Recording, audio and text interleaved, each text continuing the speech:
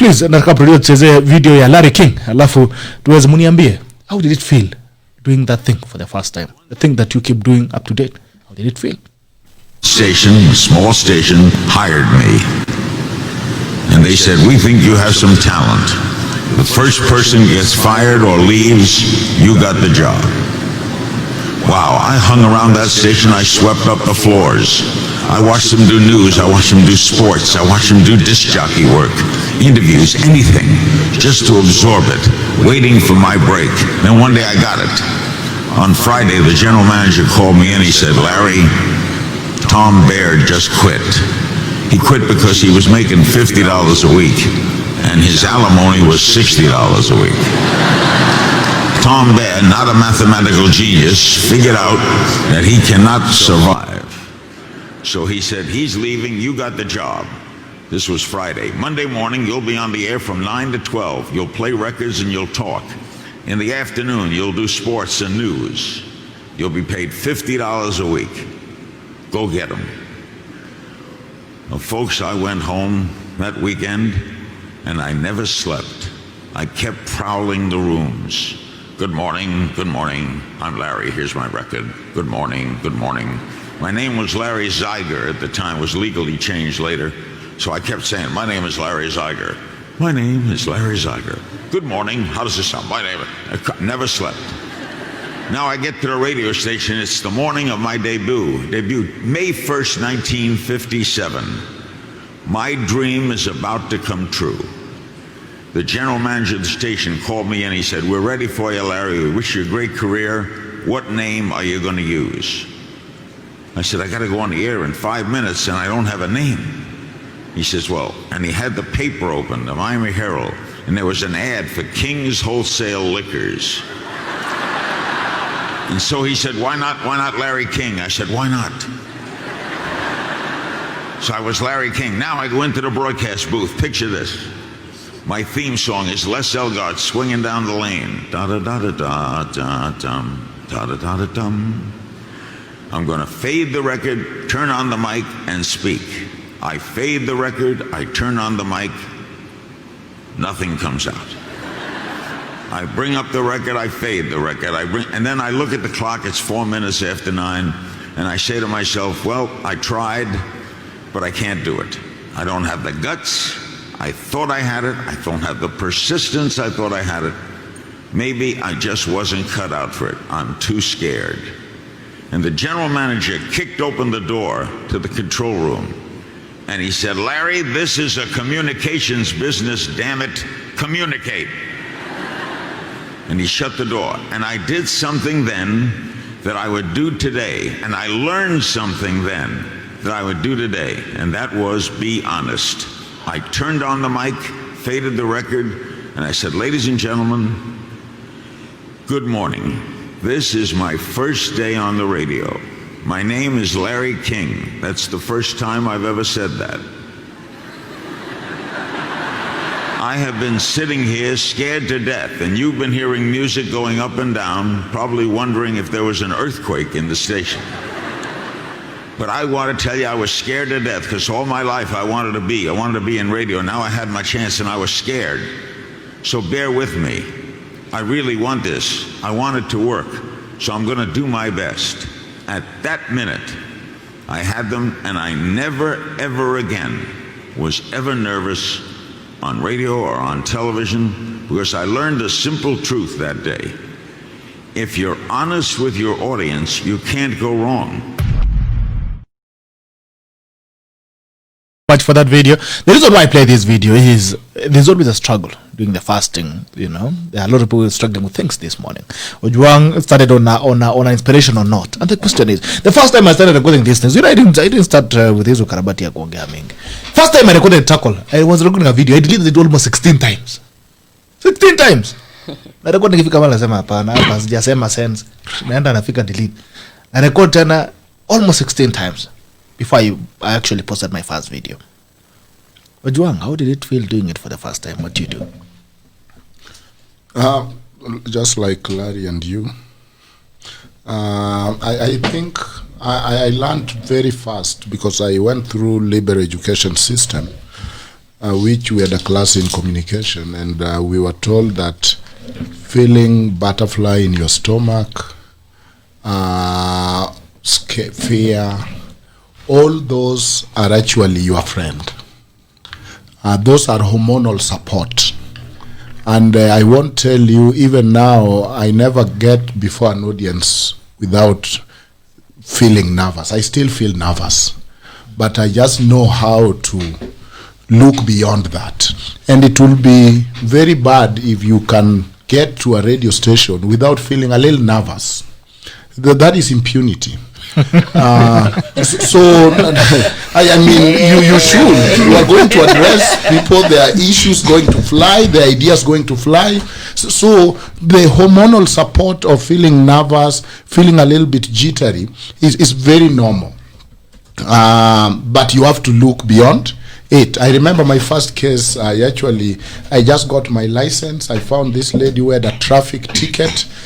She was a student, and I said, bingo, here comes my first case. In fact, I didn't charge. I volunteered to drive her to the court.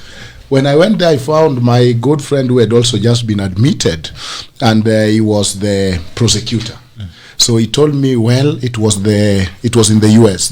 She was speeding 30 kilometers or miles above the speed limit, which is a fine of about 500. We can bring it to an unmoving offense.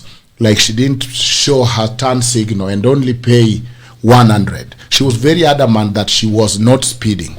So I thought that was a good deal. I took it. When the judge came, there was this person who had no lawyer, had also been speeding, and we realized he refused to any plea bargain. And then he demanded of the judge that, where's the police who arrested me? We found that I had done plea bargain for my client. Even the police who had arrested was not there. So his case was dismissed. My girl who had a lawyer has to pay 100. She told me, Ojwang, I wish I didn't see this. So, I mean, it's a challenge, but I think the goal is not to totally read your nervousness, is to work beyond it. All right. Thanks. Gloria, how did it feel doing it for the first time? Morning, Gerald. Good to see you. Happy New Year. We've not met till today.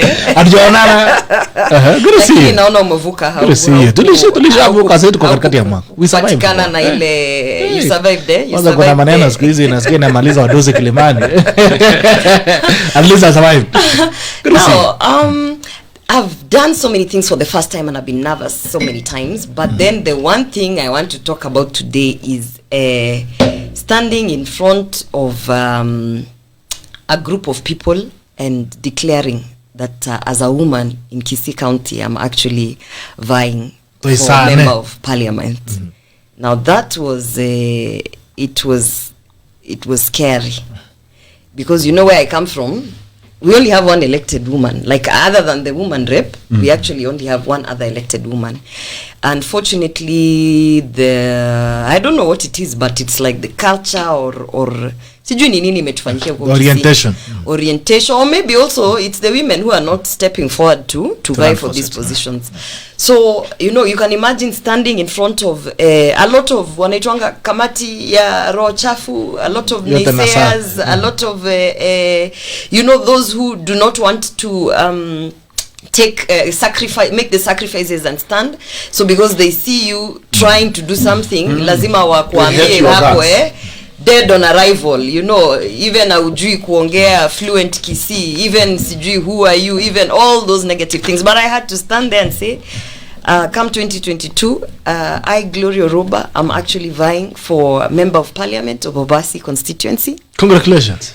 And as I said it, it also felt real to me, because you know it is something that I have planned for so many years. Since I was away, I had planned, saved, and you know, you have this inasemanga route map. Unapanga, unaeka formula, kila kitu, lakini of course ukifika kwa ground, you know, might as well throw away all of that and go with the flow. So that was very scary, because it was also it was an impromptu. I had not really it's not like I had planned on that day to come out, but you know, it was a situation where I felt, okay, you know, this is the moment. And you had not internalized it well. And I hadn't, you know, I had internalized it. You know, there's that picture you place and the formulas you make, but when you start actually speaking of it in public, you realize it's a Ninoma. But again, now, looking back, don't you feel good that actually you stood up? And do you know, I rarely have, because a lot of people actually get stuck at the fear level. A lot of people never break that ceiling. Actually, most of those people who tell you dead on arrival, deep down, are the ones who want to do the things that you're doing. If you're sitting here, you're saying you're going to start a radio show called THETACKLE, unasikia watu wanakuambia una equipment, sijui nini, sasa wewe utaanza kushindana na Jeff Koinange, what. Most of those people who are telling you those things are actually the people who are stuck at the fear level.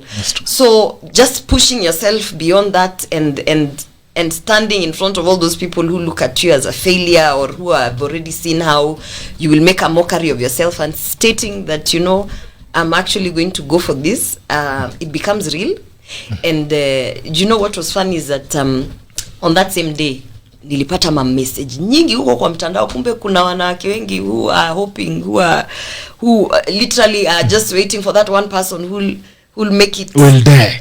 Unajua sasa ukitoka pia unaona lakini kama huyu anaweza make na hata huyu hayuko fluent kwa Kikisi na hata huyu ako hivi sisi pia tunaweza make, you know. So you actually inspire other people. Yes, so you inspire other people, which is a good thing. And I'm really hoping actually come 2022 in Kisii County, I'm really hoping that a lot more other women out there will come out and vie for anything. Governor, Senate, nini, what jitokeze tu. You know, the first step is actually kujitokeza.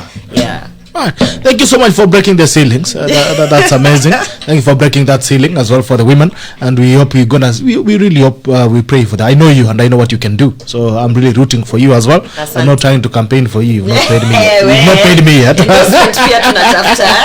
I really know, I know what you can do. And I think we need to encourage more people, not even just women, more people, more young people to vie. More young people to vie. In fact, on this when I saw my friend stepping down too. Arnold alituangusha aje. Alitademoka lakini kabla hajafanyia kesi Arnold, how did it feel doing it for the first time? Well, like everybody else have done a lot of fasts. All of us human beings have got a lot of fasts. But I can remember but a few. The first thing is when I organized my first demonstration. I was in Form 2. I was a prefect.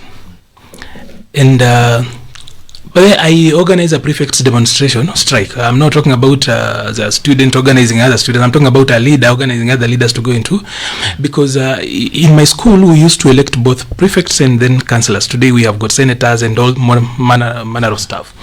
So we felt, you know, the councillors were supposed to take care of the softer elements, and the prefects were the serikali of the day, the deep state then.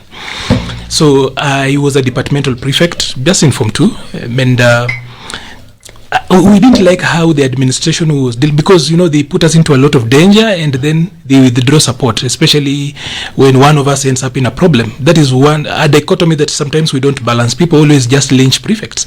So I organized prefects to withdraw their services, and that is the first time I saw a shoe standing in rice. We wanted to demonstrate the administration. And by I'm not talking about a smaller school, I'm talking about Kakamega School. Yeah, so I'm like, we withdrew our services, but the board that followed came after us and tried to do that. All of them were dismissed. But for us, we withdrew our services, and I remember during lunchtime, there was chaos, and I saw people standing in rice as they, you know, and we still make those jokes even in our groups. I remember somebody standing in there, but I thought this was the end of the world for me, because even though I was aggrieved and I was able to convince the other leaders also, and you know, for us, we used to choose prefects. At that particular time, not so many schools. You were lucky. We used to elect. You would go out there and convince people. So I convinced these others, and I wasn't even the head boy then. But when that happened, and I went to the dining hall at that time just to see what was happening, and there was chaos, I felt it was out of place. Then we reached out to our principal, then the late Ashitiva, the chief principal then, and said, I think we have landed. Then he sat us down and he taught us the difference between leaders and managers. That is the first time I'm actually having that being taught to me. But in school then, I felt I actually had committed a cosmic treason at that particular time. It was out of this world. That is why, like, later on in life, when I did, of course, I think I'm the only person who has ever organized a demonstration around the High Court. And I remember the former CJ Mutunga, I was on a panel with him at Kwea, and he told me, you broke down the court. You are in law school now. You know that courts are our altars as as lawyers. So you desecrated the altar. You must actually write me a letter and apologize before we are able to admit you to the bar. Of course, that was on a lighter note.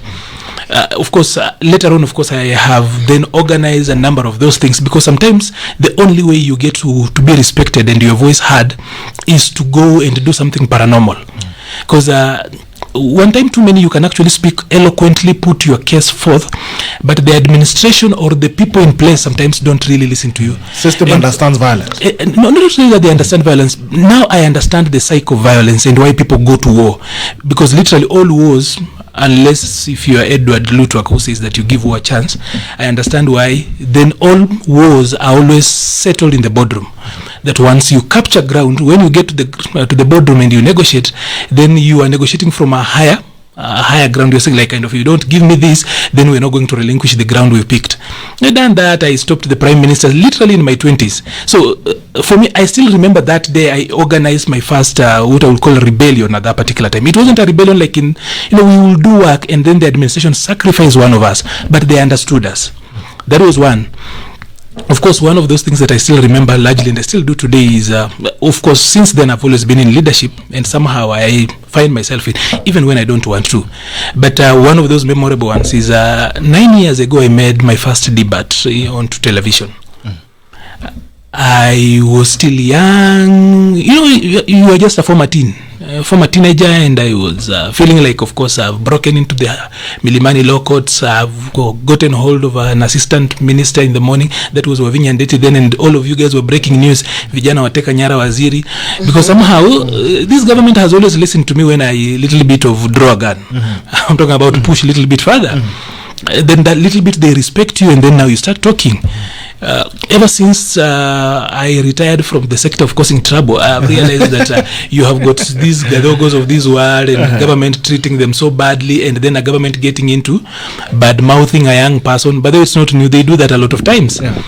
But I showed up on a TV for the first time, and it was Citizen. My first TV show I attended was Citizen TV. At that particular time, it was Prime. And the people who were interviewing me, it was Mutegi Njau. At that particular time, showing up before Mutegi Njau was like you were before the Hague. It was a difficult show in the morning. So I showed up before Mutegi. Of course, I had caused this trouble, and people asking, who is this kid that is causing trouble around here, left, right, and center? And that is the last time I ever watched myself. Or even listen to myself on every show. I don't watch myself. I have been on TV for all that time. I don't watch back my videos. I do not listen to it. I listened to it and I didn't like how I sounded in that particular thing. So I have never watched myself. For all the shows I actually show up, I look at the review that people have done about it and respond. But I don't watch myself, and I don't listen to audios of radio when I've been on radio. I don't listen to it because I feel like I sound so strange. At least you get new headphones now, you can listen to yourself whether you like it or not. Talking about war, what's going on in Kapedo, Ojwang? It was abrupt. Kapedo is there is insecurity. Yeah. Our constitution gives the right to security. There is disarmament going on. But generally, even Northeastern, that the Somali forces are within our territory. Quite interesting. They have, Kenya, I hear, have even reported to AU. Those are things that the head of state need to address the nation. I mean, any threat to our sovereignty or our territorial integrity should be point to address the nation. But in Kapedo, there is the disarmament. Of course, there's been a circle of violence. The role of elders and arbitrators have gone down. There is formalization. The cattle rustling have moved from being a traditional low-key thing to there's the commercial element and the organized crime element. It has become very hard to crack with a lot of unlicensed or illegal firearms coming from Ethiopia and through the borders. The Kapedo people are both victims, and there are perpetrators also among them. The danger could be enforcing collective justice, saying that somebody from this clan is part of this, and therefore you all pay unless or else you bring the cows. Nowhere else do we have collective justice. Everybody is prosecuted as an individual, and so there is the ungoverned territory. The truth is that territory has been ungoverned for so long. If you read articles by people like Professor Mkutu, they have called it ungoverned territory. There is no police presence. They have been left to farm and survive for themselves. They have been the one protecting Kenya from invasion by even the neighbors, aggressive neighbors from Uganda. So it has gone wrong, but there need to be sustainability. This thing of going once in a while, putting out the fire, beating the hell out of everybody, disarming them, showing might, and then retracting is not sustainable. There is need to be sustainable. And in my quote there, I was saying we have moved from just hard security to human security. The issue of anger there, or lack of food, is a security issue. The issue of lack of access to basic need is a security issue.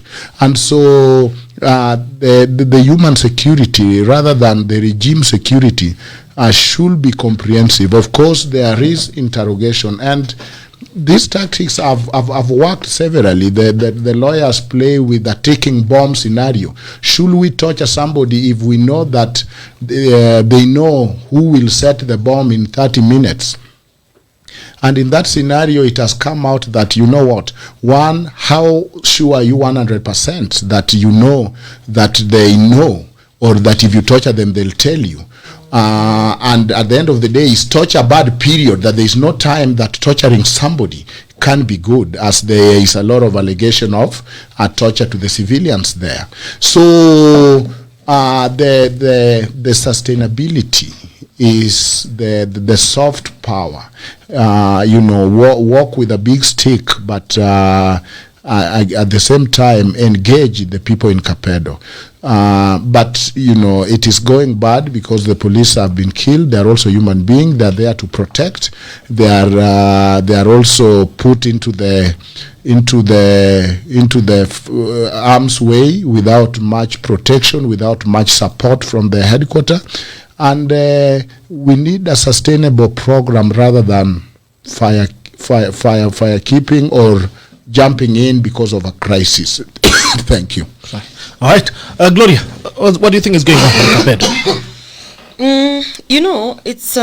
It's unfortunate actually to see this, because one of the things that I would like to reiterate is that under the Bill of Rights, every Kenyan actually has a right to security, and there are different kind of expectations that we have from the government to provide that safety and security for our communities.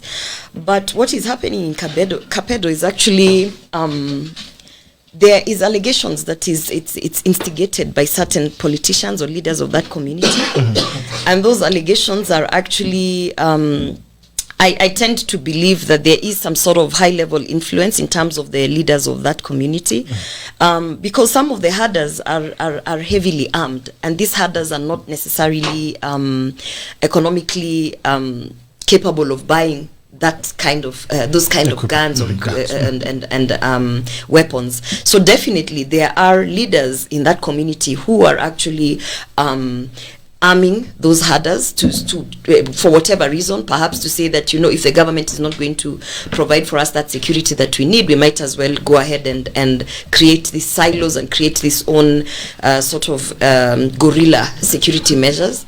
So when I see the government saying that we are going down, we're going to arrest the individuals that we suspect, and we are going to interrogate them and this and that, I believe that what we are missing, and the reason it keeps recurring in different places, is that we are missing to understand, why are these people at war? Why are these communities in conflict with each other? So if you keep treating the symptom of the disease, then at the end of the day, you keep having recurring conflict in those communities.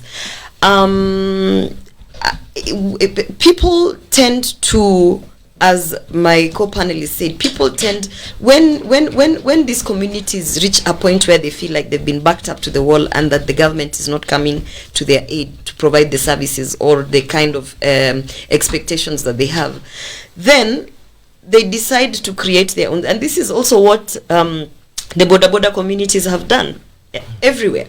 They have created their own systems. They have created their own organizations. They have basically organized themselves. Zile vitu wanaita kwa shimo. Kila mahali kwa boda kuna shimo pale. Niko na chairman wahana pale. They collaborate. That is why if you are a motorist and you by bad luck happen to be in an accident with a boda rider, in record time, 3 seconds, maybe if not maximum of a minute, there will be so many of them coming to defend their own. And by the time you see a community doing that, arming themselves, organizing themselves, there is a failure in our government. There is a failure to provide the safety and the security that these communities or these groups need. There is a failure that the government is not actually trying to understand that, yes, there is conflict, there's a lot of cattle rustling.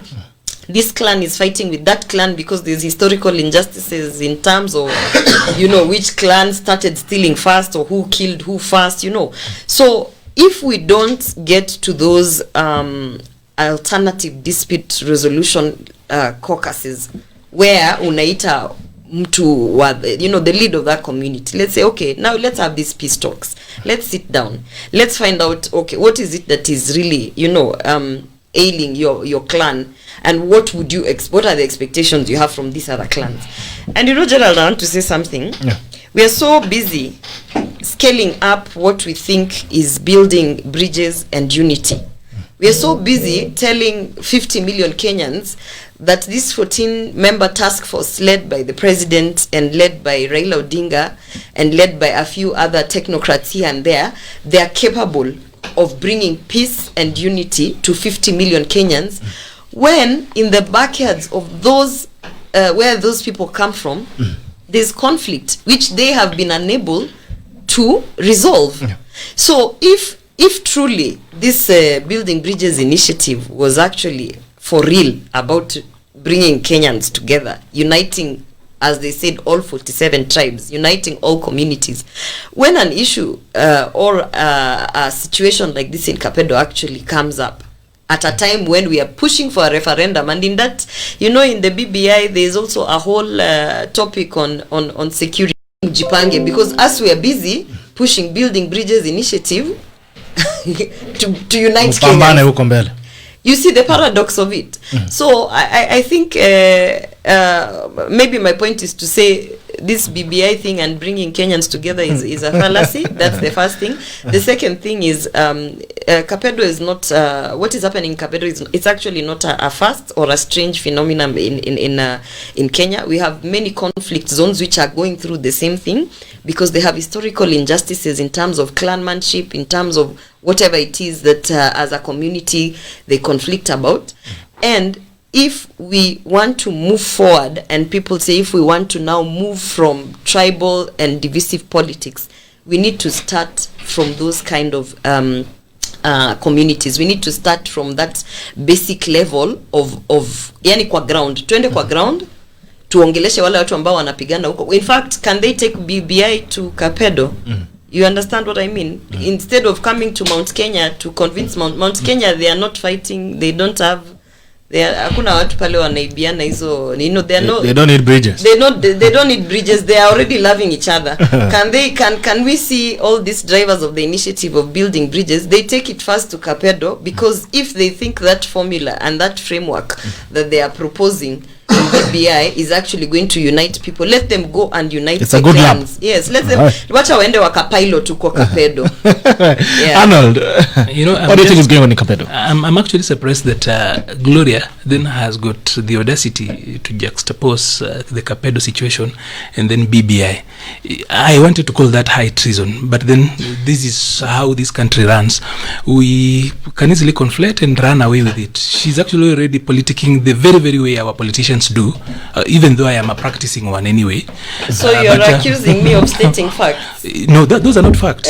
So Kapedo is not a conflict zone? You're actually entitled to your own facts. Now, moving on very fast. No, to Arnold, is Kapedo not a conflict zone? Don't we need bridges? Because Let them express themselves then. Because first of all, the Kapedo issue has been long running. It's not new. So if you then are bringing in BBI, if we stopped BBI, then Kapedo will stop. You find how funny that is. It just doesn't make sense. But moving on, there are a lot of Kapedos in this country, everywhere. Even, and I'll start from a point on none of us has touched on, boundaries between counties, Turkana and Baringo. In so many counties, there are a lot of simmering tensions on borders. And it could seem like it is something that just in Rift Valley.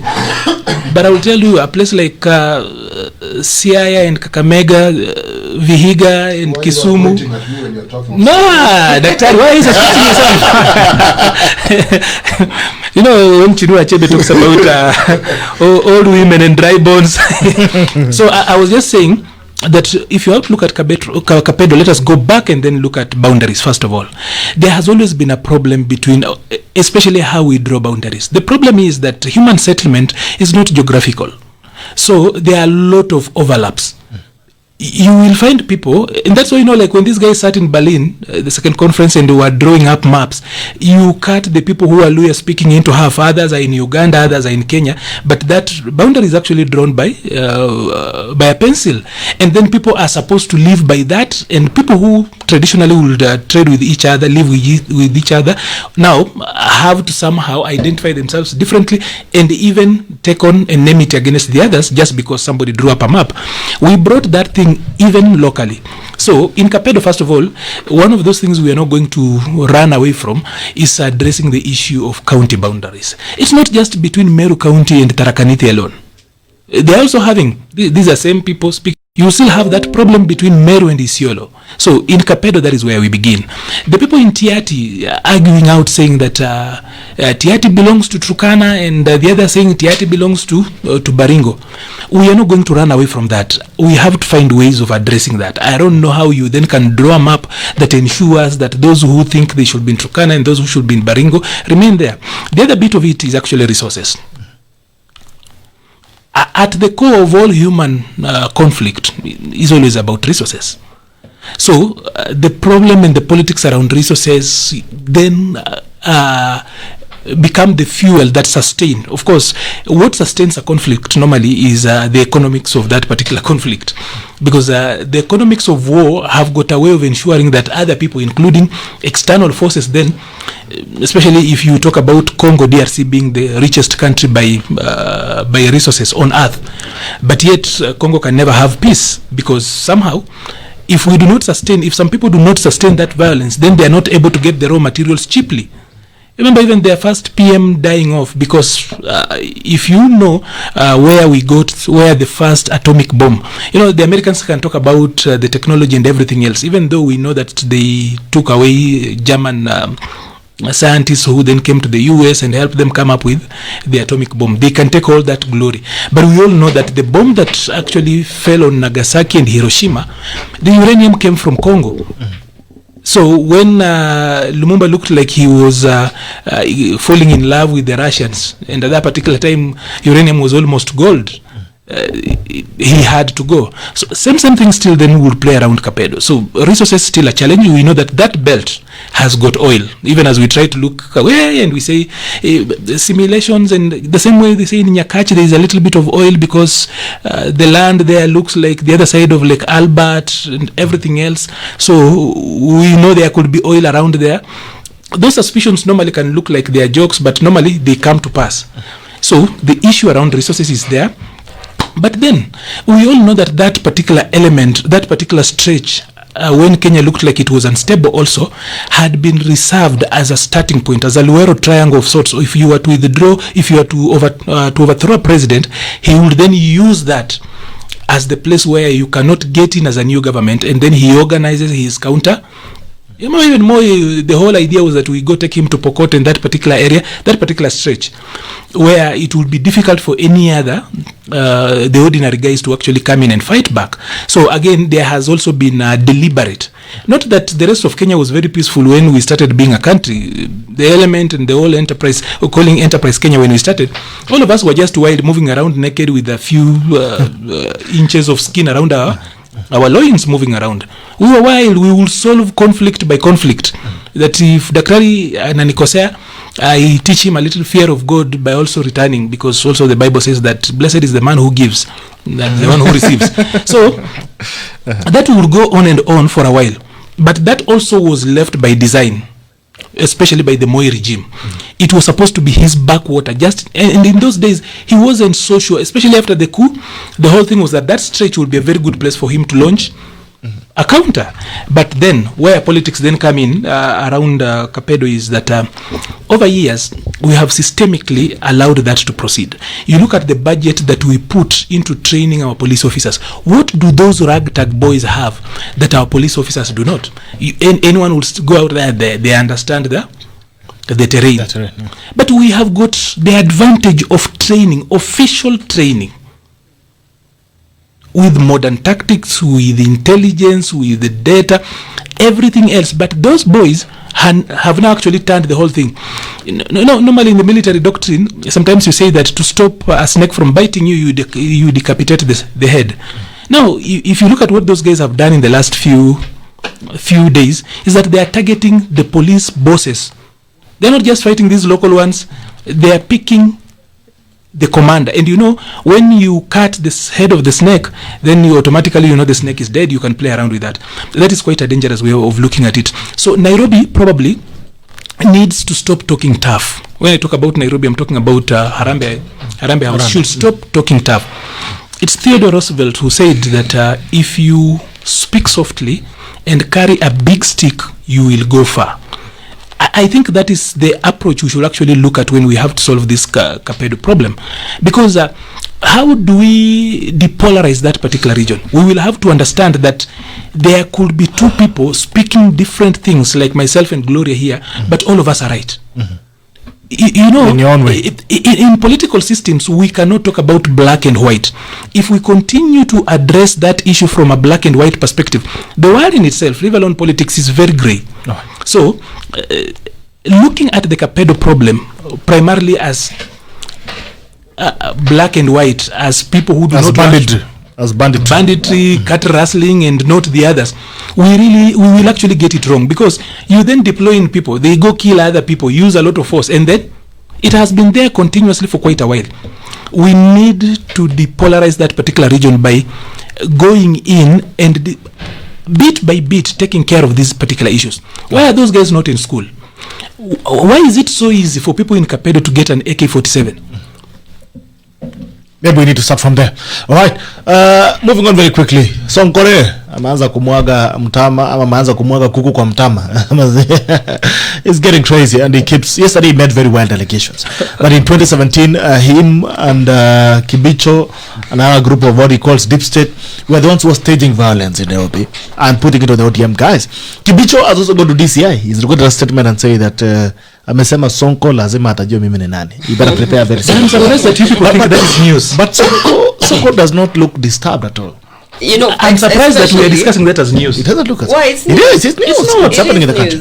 How is it not news? Why is it not news? With political thinking, we all know that in so many times when for regime survival, countries, especially the African countries, have learned that art and repeat that thing repeatedly. Which art? Where the art of trying to assassinate a leader? Not assassinating. The place of actually plausible deniability. Once a political system feels like they can get away with plausible deniability. So how do we identify an opponent? They say when a hyena wants to eat its kids, it accuses them of smelling like goats. That principle still applies in politics, where we Sonko wants to so eat we Kibicho, want to steal, or Kibicho wants to eat someone. Bitok, I want to steal your elections. I will start saying that you are a thief.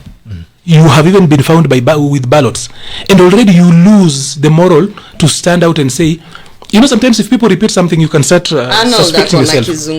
So the thing is this, that I am actually, the people in ODM, have you realized that the people in ODM are not surprised that Sonko is saying those things? But that why are we because they say it repeatedly. Wait. Why are we pushing this conversation to I'll go to you, We talk one sentence. Let me just say this.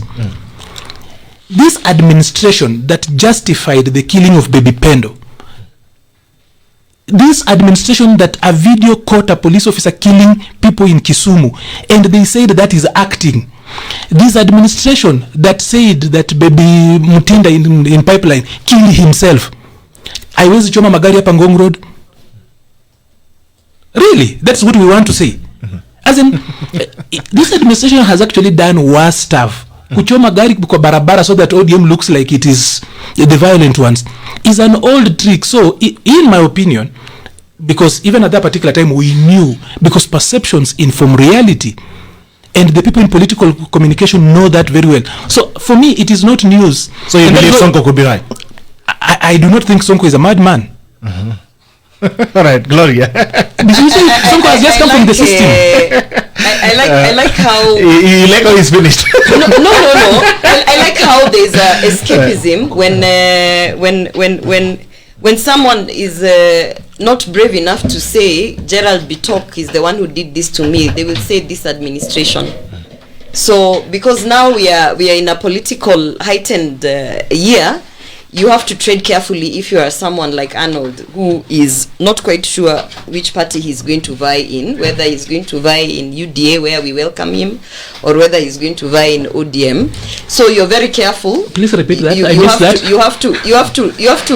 You have to like sort of sit on the fence so that, you know, come the next 8 months, you at least look favorable on both sides. No. My issue here is when someone says Sonko has clearly outrightly gone and stated names and picked out, he's having a fight with Kibicho and he's accusing him of certain things. So to try and tilt this conversation so that you can somehow drag other people who are not a part of it into it by saying this administration, it's not an administration that gives an order to go down to a riot to tear gas people or to use live bullets. It's a person picks up that phone call. And that is where when people start saying orders from above, we have refused that thing. We want to know who exactly gave you that order. Who is above? It the CS? Is it the PS? Because we want to hold them accountable. Because this idea of saying this administration, this idea of saying this government, what it does is, even the people who have been sidelined for the last 3 years, and when I say the people, I'm talking about our Deputy President, William Ruto, then suddenly they are being told... So that is where the problem is. No, can I express myself? Let her finish. Yes. Okay. So suddenly it creates this room, this sort of gray area where you can throw everyone else in there who you think you want to have a conflict with. So Sonko has come out and he's accusing someone. He's not only, he's giving an illusion that there's so much more that we don't see, but he's accusing someone. That is why he's fighting with Kibicho. That is why at this moment he's not fighting with Matiang'i. He had his fight with Matiang'i when he was accusing Matiang'i of other things. But now we are talking about Sonko coming out and accusing Kibicho. Now, you might try to drag that and say Sonko is sinking the ship because he has decided if he's not going to be on that ship, then everybody, unajua kufa dereva, kufa makanga, kila mtu akufe kwa hiyo matatu. Yes, he's a very, very, you see, this is the one thing that I like about Sonko, which a lot of people don't see. He might be a lot of things, including a prison prefect. He might be a lot of things, including what people like to say a rogue, uneducated, uncivilized hustler. But the one thing that Sonko has mastered throughout his politics is he knows how to transfer his skills. He has transferable skills.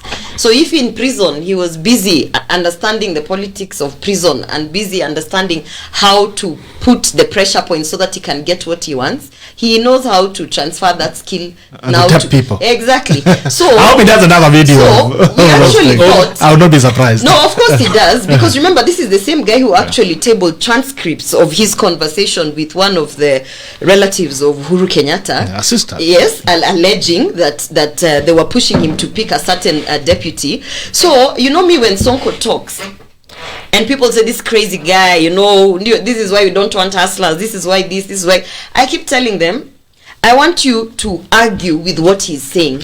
Don't argue with the messenger. Come and tell us. We are arguing with what the things that Sonko... In fact, it's very difficult for people to argue with the things that Sonko says, because half the time, actually, a majority of the time, they are true. Just like Arnold said, they are true. He might be a madman in the market, but all the madmen in the market are the ones who see. I actually said what he's not a happens- madman. I what don't believe he's a happens madman. behind the scenes. So I think if I was what Arnold refers to as this administration, if I was this administration, so to speak, if I was this system, I would really ask myself, is this a battle that I want to pick 18 months to election, actually 17 Sonko months to said election? clearly, Kibicho Is and this the a battle? deep state, which Sonko was part and parcel of.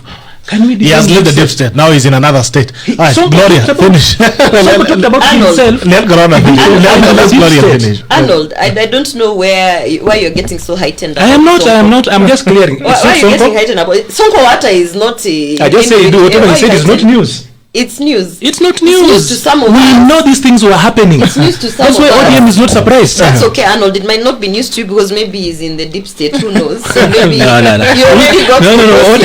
ODM is not even surprised. Have you realized? You already got the dossier, so maybe they even had a conversation behind the scenes because by 10. So he's now defending the Yeah, news so state. now it's like this is not news because he was a part of. For some of us, we are very He's used to shocked. these things. We are very shocked. You're shocked. Yeah, yes, Arnold, and you might call me whatever you want. Me and many other Kenyans out here, we are very She's just shocked. being smart about it, but We she are knows very it's not shocked. news.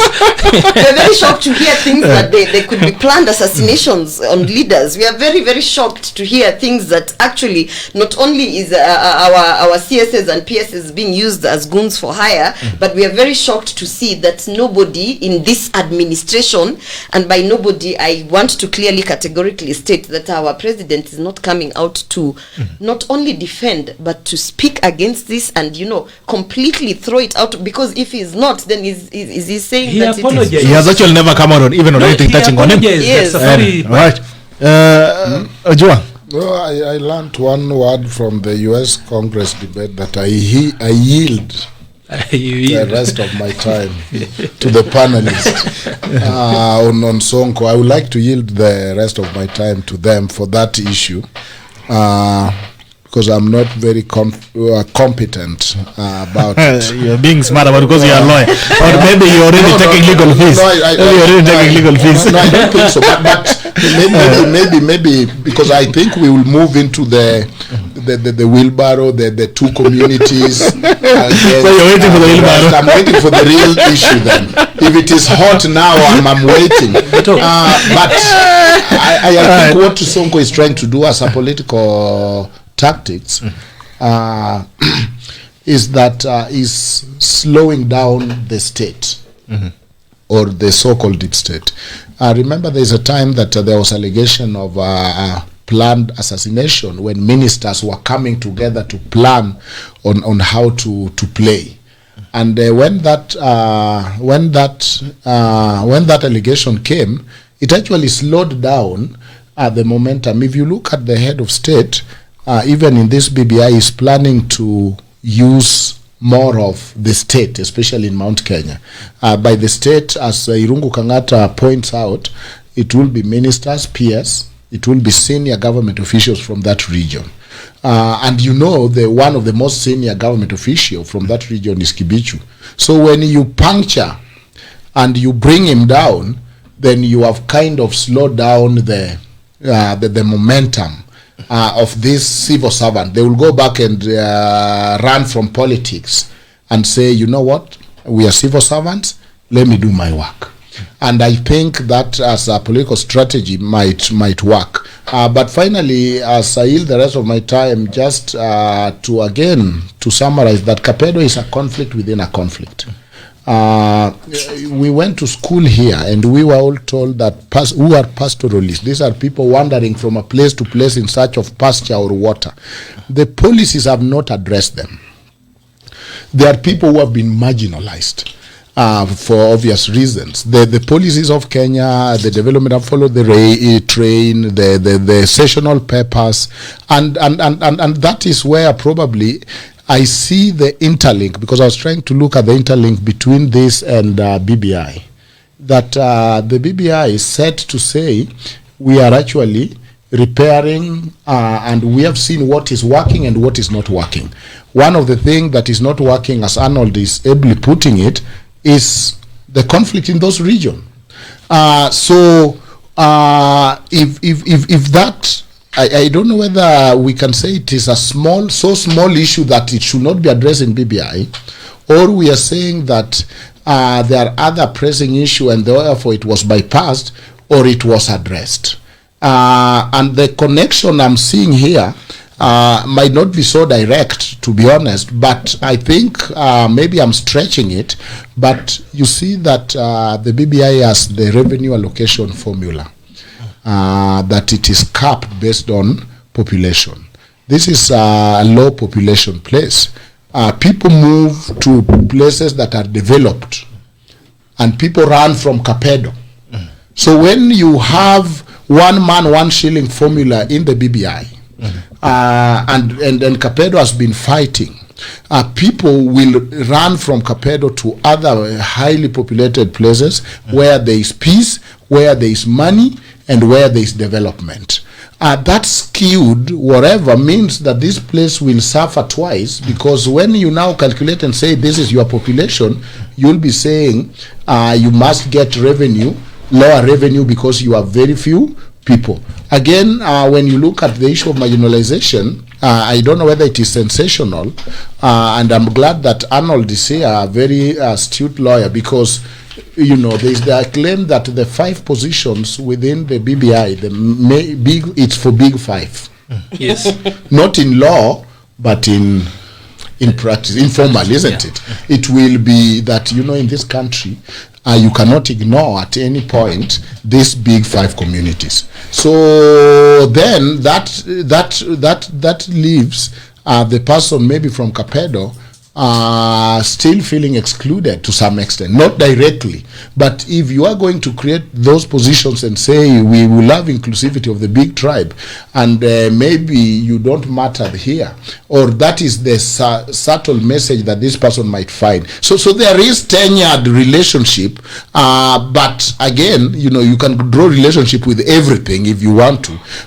So it's not so direct, but I think there is implication, because I know that I actually talked to one of the leaders from there who wanted a court action on the population for revenue allocation. This 35% that is going to county will be at some point based on population. Do you know that people are celebrating 35%? There are some counties that are actually going to not get more money based on population. So I think there is a little bit of that concern.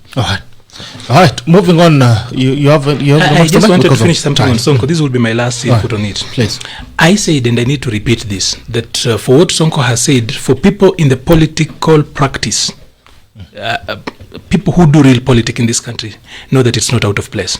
2, I would be surprised that a practicing politician thinks that people sitting down and trying to assassinate others is really out of this world. People in this country have been assassinated. We know J.M. Kariuki. We know Uko. So political assassinations are as real, and by the way, they are not folklore. Sometimes, you know, because we millennials sometimes want to treat these things like zilitendeka kitambo. A friend of mine in Uganda was telling me that since 80% of Ugandans were not born when the war Museveni was doing was on, when they hear Museveni talking about that we had to go to the bush, those young people ask, why did they they have to go to the bush when there are so many houses in Kampala? Same thing then happens to we millennials in this country. We probably are the only generation that has grown up with a lot of, well, apart from Generation Z that has found things a little bit more softer, but after independence, we are the only generation that grew with a lot of, let me just say, a silver spoon. Of course, life was difficult, but comparatively with those who came ahead of us, we grew up with a silver spoon. We didn't cover ourselves with gunia, we didn't sleep under rocks and such like stuff. But that said, what Sonko is saying, for those who know politics in this country, is not news. Even when Sonko released some recording of a voice conversation between him and a relative to the president, again, I'm just so surprised that, again, so many of us thought that is surprising news. It's not. In this country, lobbying happens. When did lobbying and canvassing become illegal? It's not. So, and but they usually say canvassing will lead to automatic disqualification. Anyway, when people are looking for a job out there, but this is what I'm trying to say. That normally, I know sometimes we want to. Are you trying to excuse these things? I'm not trying to excuse. I'm getting very disturbed. No, can I finish? I really want to put a point somewhere. There's a reason why I think these things happening. You know, Dr. is here and he will tell you that Sonko coming in here, we now know that Sonko was an accessory after and even before the fact. If this is a crime that was committed, when he comes in here, he is an accessory to these issues. What more does he know? And does it have, he loses the moral ground to then preach to us about how the deep state is evil and everything else. A man like himself, if he will organize carrying sewage to a place where Raila was supposed to do, we are all in this country and we remember news reporting that. And then at that particular time he denied, but now he's telling us that he did. He generally loses that particular bit. Damascus moment. Now he's there's no Damascus moment. I think he's ready to go to the gallows. No, so for Sonko, to me, the issue Sonko is saying is not news. Two, those are some of the issues that I'm hoping, after reading, I'm hoping that the BBI is honestly, if the spirit is the same as the word, then those are some of those things we need to actually work on. Because we are not going to have people running around doing things and then when it doesn't work for them, we turn around. This deep state Sonko is talking about is that earthworm that he brought into his house, fed it. It is now turned into a serpent. And now once it bites him, he goes around and is telling us, we all knew these things. I remember ODM has made these allegations in the past. The people in the opposition and even the people in the CSO. No.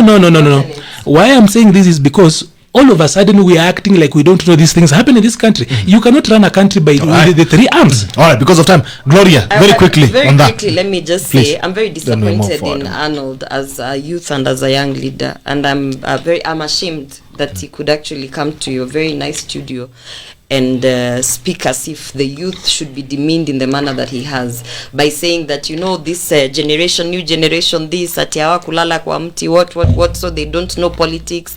Anybody who knows politics should know that. Use context. It's demeaning talk, and that is actually the reason a lot of young people shy off from joining politics, because the older generation, who unfortunately actually they are not here and they're not the ones spewing that negativity, the older generation has this way of demeaning what a young leader would be communicating, and that's exactly what has happened. So yes, and let me just give you the definition of news. News is not only current, something that has just happened that is fresh off the pot. It is also noteworthy information. You understand? Information that is worth noting. So it might not be new information, like he's trying to say that, of course, if you're a veteran politician, you know that assassinations are planned in boardrooms. It might not be new, but it is worth noting. So when we hear, as young people who you want to demean and say we don't know how to politic, when we hear these things, we find it not really amusing, but worth noting that yes, in this arena of politicking, there could be plans of assassination, and what we are coming out and saying is we are not going to normalize it. So when you hear me speaking and saying, yes, we are shocked, it is actually an expression of we are not going to normalize that there's this thing called a system, a deep state, or Kibicho, or whoever the hell that is out there being thrown at these allegations. We are not going to normalize it. We are living in a time when not when we hear what is put in KBC and we take it as news. We're living a time where we have media, alternative information sources like this studio, like this your show.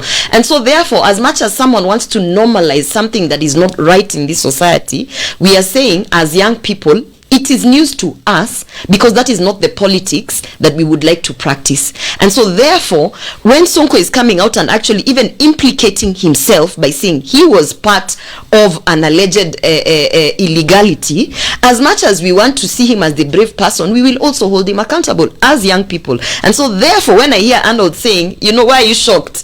You know, if you're a veteran politician, all that's demeaning, I let you talk, all that's demeaning talk of actually trying to push down youth leaders such as myself who are coming out here to be positive change makers. We are going to give our analysis based on the fact that we are trying to take this country to a place where it is not normal to have boardroom meetings where people are planning assassinations on other leaders. All right. Yes. Quickly moving forward, but I think my biggest worry on that, just maybe to throw in, my biggest worry is especially at a time where we are, the politics we are playing today, with such chalices being thrown in, I mean, it could even get worse. I think that's what my worry would be. On a level ground, it can always get worse. That's my worry. Actually. Because we are going to an election year. Normally in this country, once we are headed to an election year, there's a lot of polarization.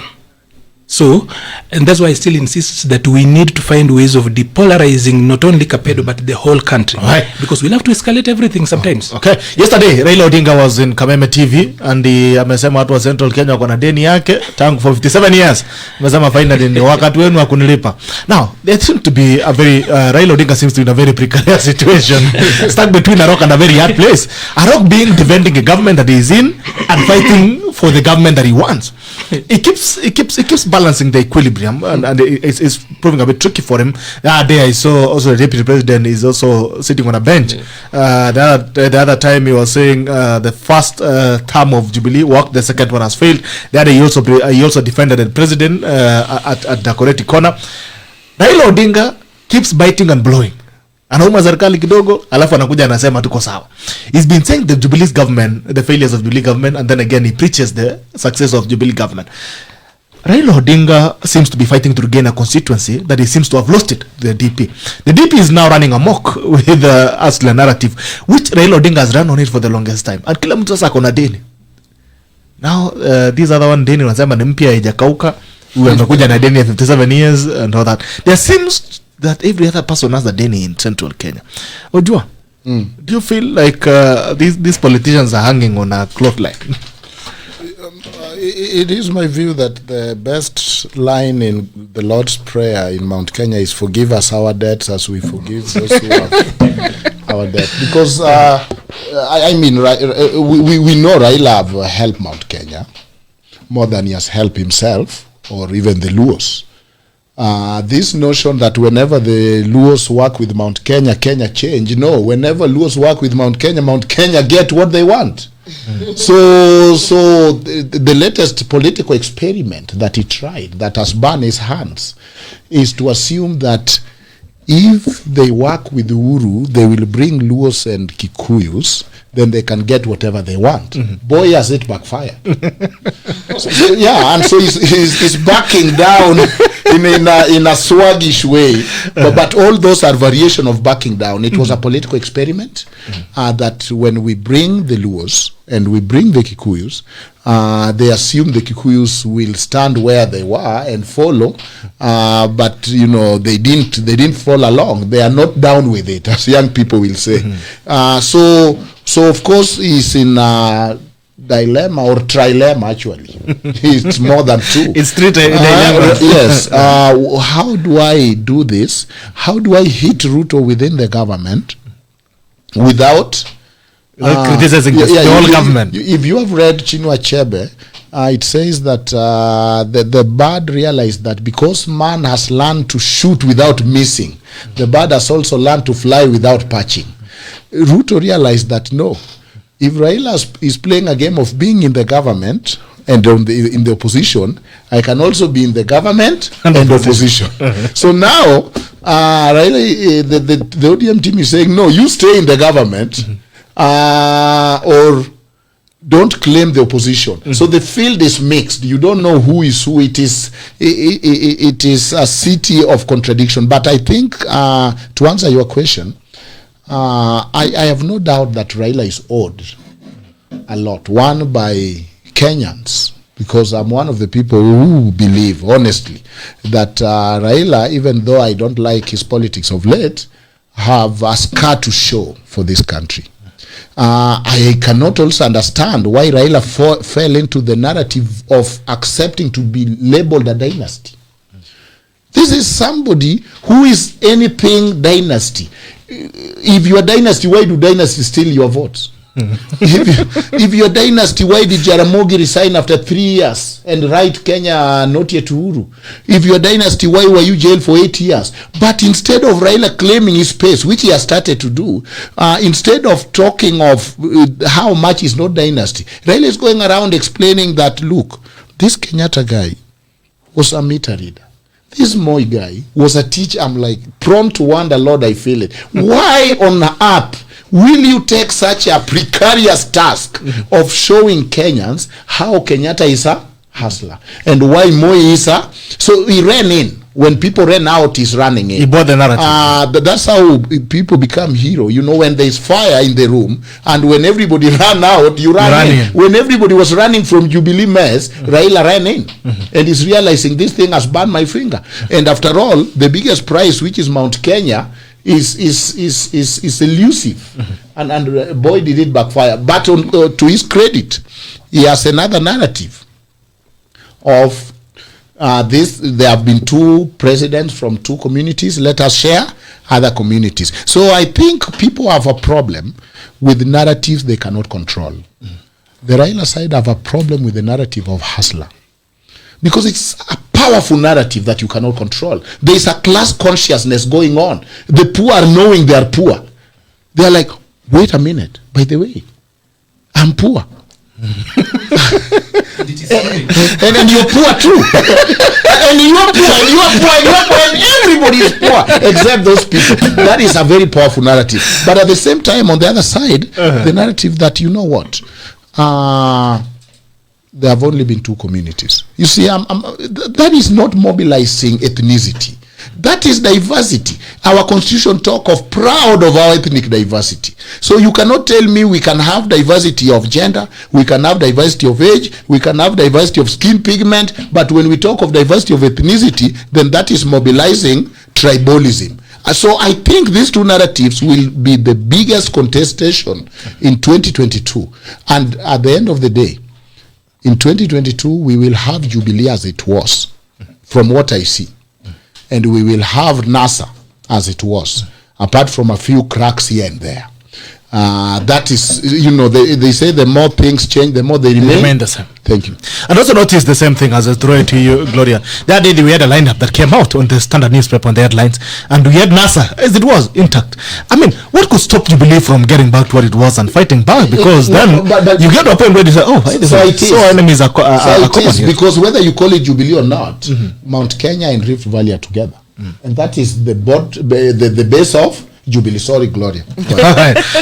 And also I would want to also to chime in on that, and also Maliba to take note. Talk about Central Kenya that Raila Odinga says it has its depth. There was some very serious aggressive activities towards Raila Odinga, some kind of newfound love in 2018, just after the elections. Kena Waiguru, they were catwalking beyond the Capitol Hill and all that. You are seeing the same guys, they are now backtracking. I saw Waiguru the other day. He's beginning to tell Raila Odinga, now give us this thing, we'll take it to our people, then we'll decide where we're going to go. I'll tell you how does that make you feel? What actually that was people confused 2 things, alliances and coalitions. Coalitions are actually formed once you have won the election in whatever capacity, in whatever elected capacity. So therefore, you know, in the next 5 years, you want certain things within the elective seat that you have. So you form coalitions, and that is what you saw in 2018 when you're saying he got all this love. You saw Anne Waiguru, going to Capitol Hill, and people were saying not only to be sanitized or whatever, but she understood that at that moment, that was a relationship she needed to foster to get certain things. We might not know what the interests were, but those are the things that we call coalitions. Those are those partnerships that are formed after elections. Now, what you're seeing Raila Odinga trying to do now, which, by the way, he is an expert at, he's trying to form alliances. Now, alliances are partnerships that you have before the elections. Therefore, no one really knows their you don't really know your weight. You don't know if you've won. You don't know if you're going to win. You don't know what kind of strength or influence you have in whatever constituency of that arrangement. So what you're seeing him trying to do is to form alliances. Remember, Raila Odinga is the master of alliances. He's the guy, if you know, I'm young, so allow me not to go way far back. I'm a generation, Z? So I will go just as far back as 2002. We're running out of alphabet. Tumefikata karibu kuweka Z1.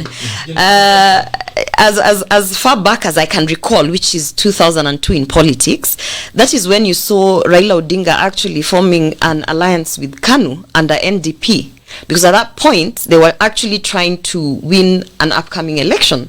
So the moment that he was not, and Daktari said that, he said a thing here that was very interesting. Every time Mount Kenya is forming an alliance or a partnership with people, and people think that both of you stand to be mutual benefiting partners. Actually, Mount Kenya always gets what they want. Yeah. So in 2002, when Raila Odinga through NDP formed an alliance with KANU and hoping to get to be the presidential candidate. Then Moi decided to have Uhuru Kenyatta run. Raila came out of there very quickly. He came out of there very quickly and he realized, there's this other alliance. At that time was DP and Ford Kenya and the National Party of Kenya, which at that time was called, I think, the one that was led by Kijana Wamalwa, Kibaki and Charity Ngilu, who are also people. For instance, Charity Ngilu is also a person that should come out and use that narrative that Raila Odinga is trying to use and saying, you owe me. Because she's one of the first women who literally paved the way for other politicians, women politicians. So Raila Odinga at this point, it's not about Mount Kenya or Western the Western region or what. He's doing what he knows how to do best. We are 18 months into the next election, and he's literally calculating on which alliance is going to take him to office. That is what he's doing. In 2005, when we had the constitutional referendum, did you see what he was doing? He formed alliances to push for that referendum. Raila Odinga was very instrumental in that. 2007, when we had the general election, you saw exactly the kind of alliances that he made. This is the point where we were having that post-election violence, because we truly believed we had the strongest alliance that was led by Raila Odinga, that eventually also morphed into all other movements, including the NRM movement, Resist, what.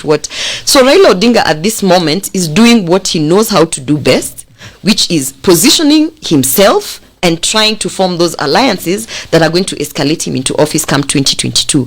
Now, when people, when you said that he is busy trying to dissuade this thing that is not a dynasty or whatever, it's because he understands in order for him to form those alliances, there's already a narrative that has caught up with those regions, with those leaders, with those influential people in those regions who are already only speaking hustler versus dynasty, wheelbarrownomics. So in order for him to look as though that he actually cares about their narrative, about their where they stand at this point politically, he will pretend to understand, and he will pretend to dissuade and engage them on that what you would want to dismiss as a hustler nation narrative, because he needs those alliances. And if I'm coming to you, Gerald, and Gerald, right now you truly believe that the only thing that can happen in this country is the youth are going to take up the country because there's a movement called youth, blah blah blah. If I want to form an alliance with you, I can't come and tell you that movement of yours is stupid, it doesn't work, listen, sit down, come and form an alliance. No,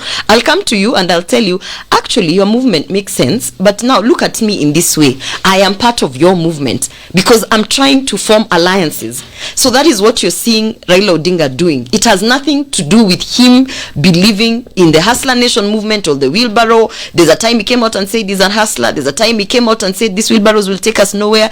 And then a few weeks later, we saw him running around with boda guys, and we were wondering, so are you for them? Are you against them? He's simply just engaging these constituencies of people in order for them for him to convince them to join his alliance. So moving forward, I don't think it's an issue of the dynasties versus the hustlers at this point, because it is very clear that the Hustler Nation movement has won at this point. That is what Kenyans are talking about. That is what they care about. Like my co-panelist said, Kenyans have suddenly, even the poorest of them, all realized that, my goodness, I am so poor myself. After being engaged in certain conversations, some of which are those like Arnold's conversations, I became, huku sasa kwa mtandao wanazitanga woke. I became woke. I was not that woke. Now I'm like, I'm woke. Now I understand the youth must do this. Blah. So there's just an awakening, and the Hustler Nation narrative has won the day. And so the other people must find a way to work with the narrative, to work with that ideology in order for them to stay relevant. Arnold, Raila Odinga quoting Mount Kenya, is quoting an elusive Mount Kenya, is closing an analisema tutapanda, hii mlima tutakwea, hii mlima tutaipanda. And do you think it's too late for him to reclaim his constituency that seems to be slowly, actually quickly sliding off his hands? Because Raila Odinga has always had a constituency that is always swung at any other person. It has been a very powerful constituency. When he talks about corruption, they listen to him because it's a pain that affects the constituency that he has. Today, it looks like he's a stranger, this constituency.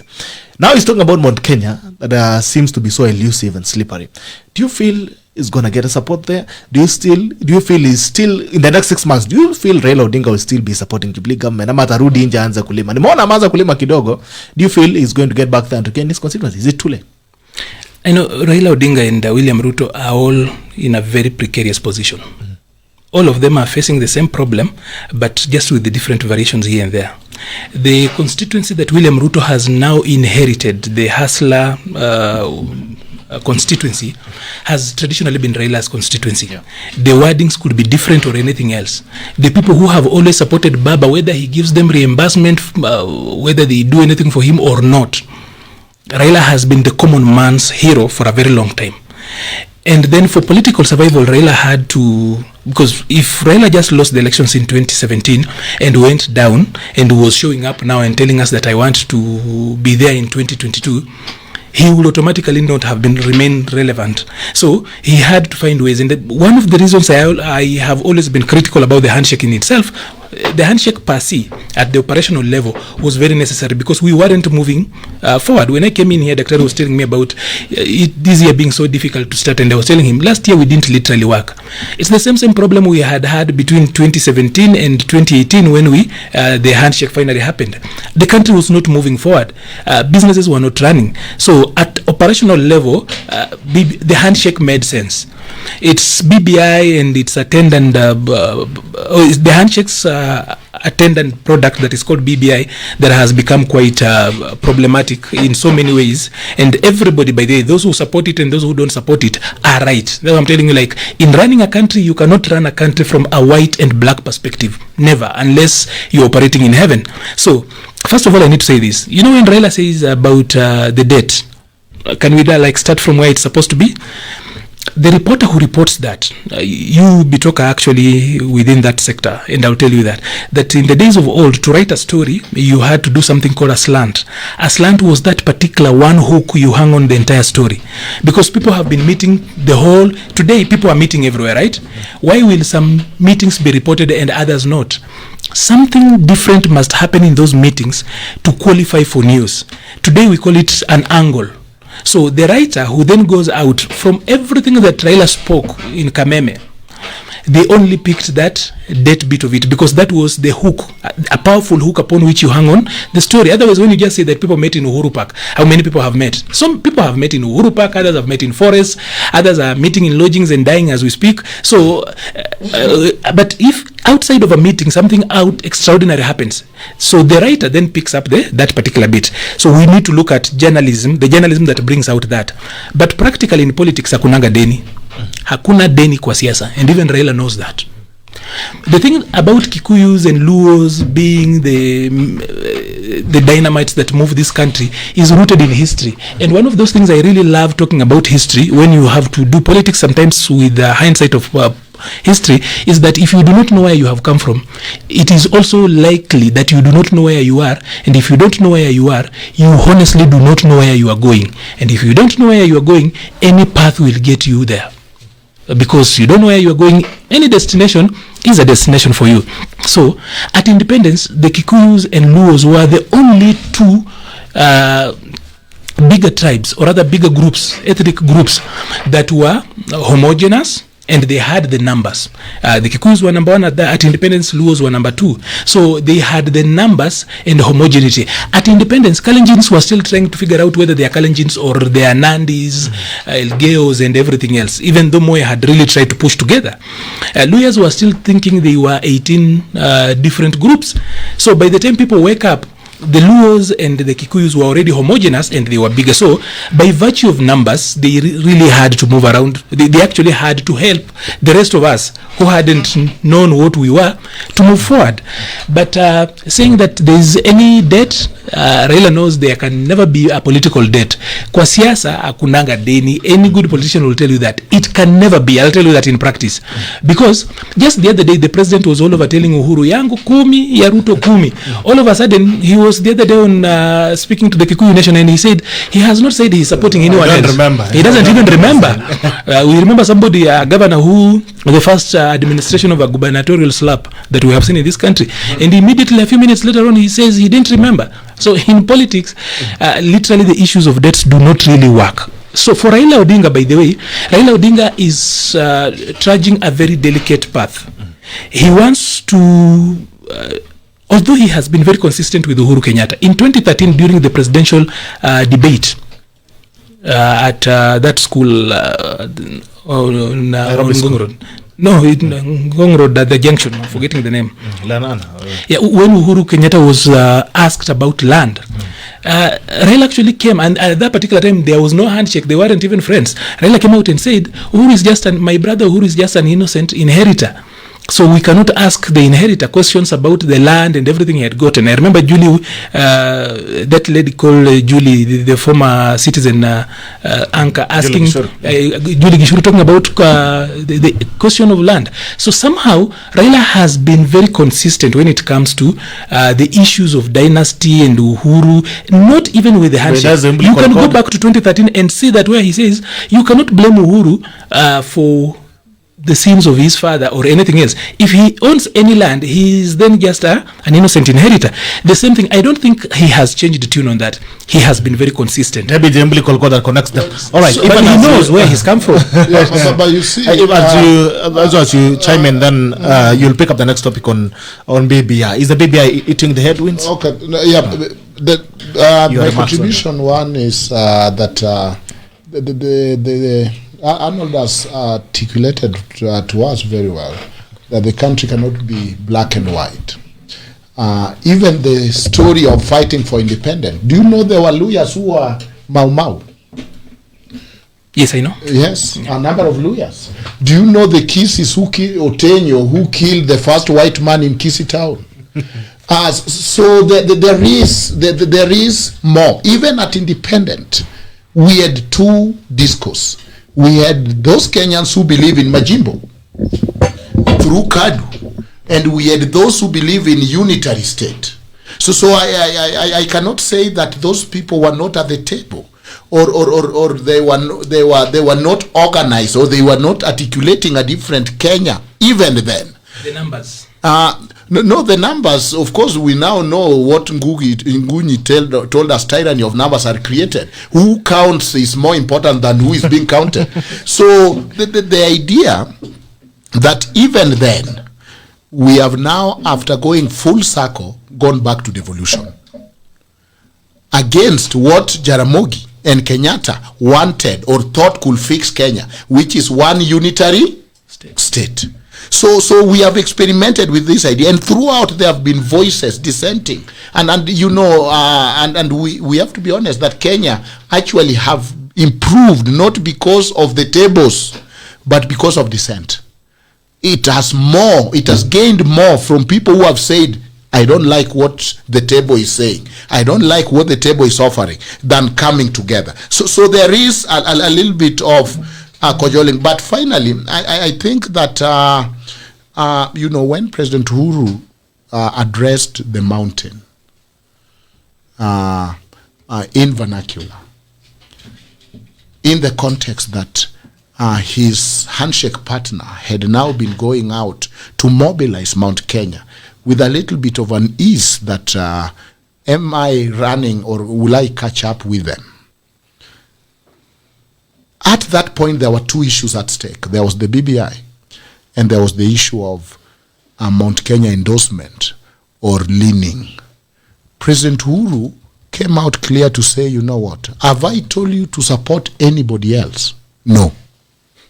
I mean, if there was the biggest statement and hint, that was, to me, I have not told you.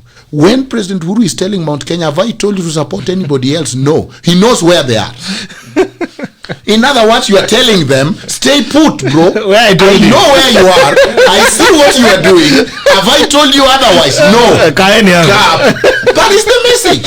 And so, but then... So you're trying to say it's still stuck at the 10 years? No, the message was very clear. Have I told you to support anybody else? No.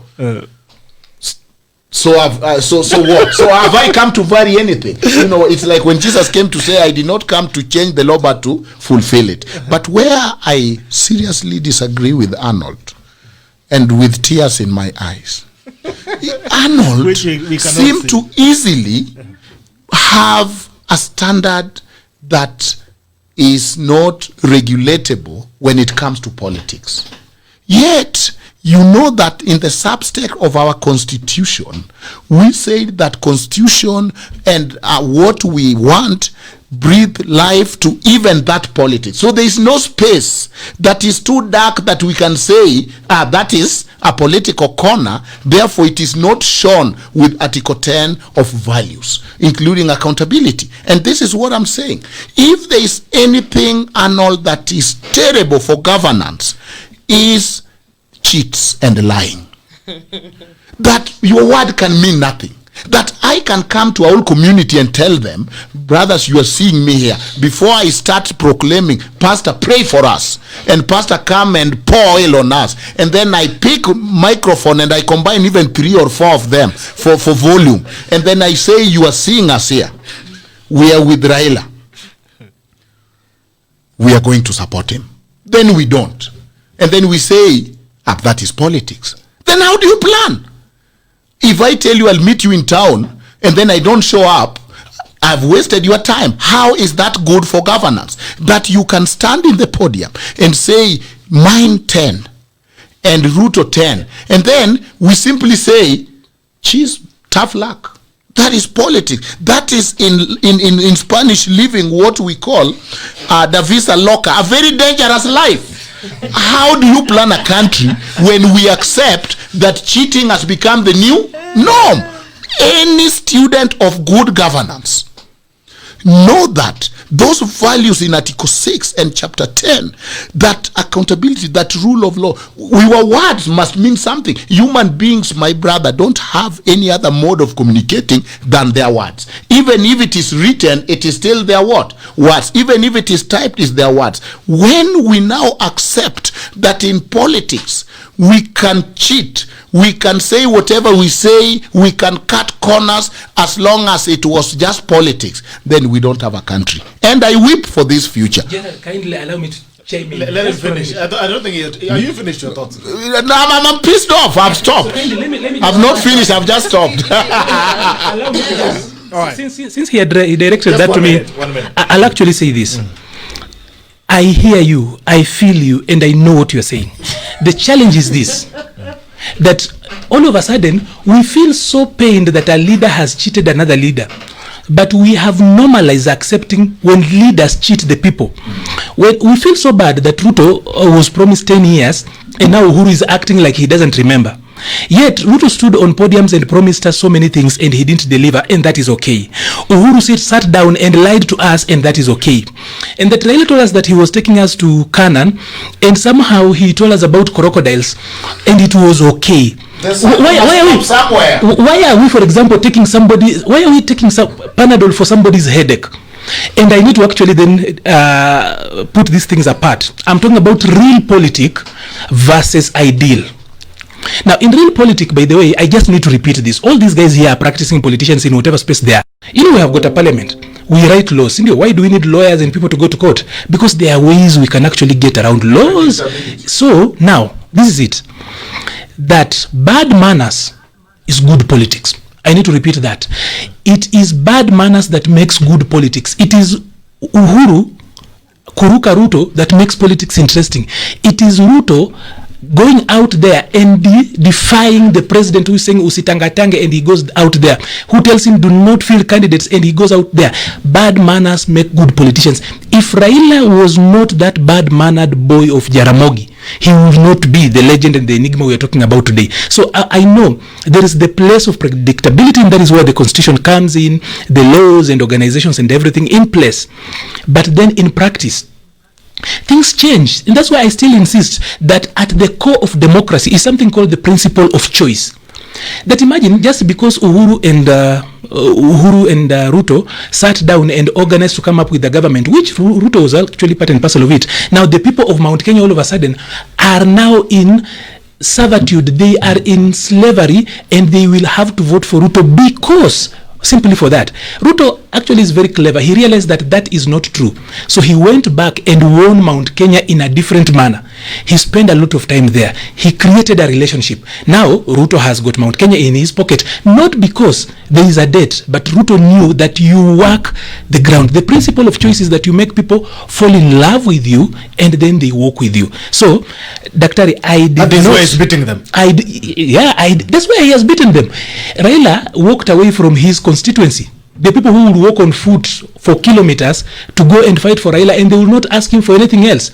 You remember the other day somebody saying that Raila supporters are like Christians, that Jesus has delayed to come back. He said, I am coming soon. It has been 2,000 years. Jesus has not shown up, but we Christians still go to church.